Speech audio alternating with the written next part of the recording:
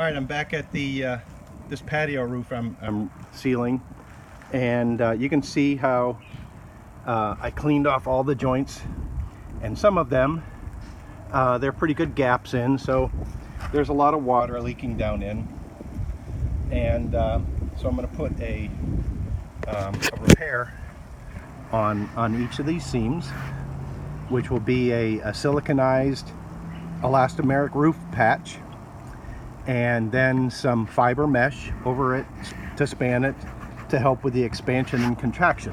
Okay, and then I'll put some on top of that. Then I'll coat the entire surface so everything is one big waterproof wrapping on this roof. But if you've seen any of my videos, you know everything I do, I want it prepped properly, and as far as I'm concerned. And when I say prepped, I mean clean, because I want no contaminants on this roof that will stop the adhesion of the product I'm putting on. And like with most painting issues that I deal with, I'm going to clean it with denatured alcohol. Okay, I like denatured alcohol because it's low odor.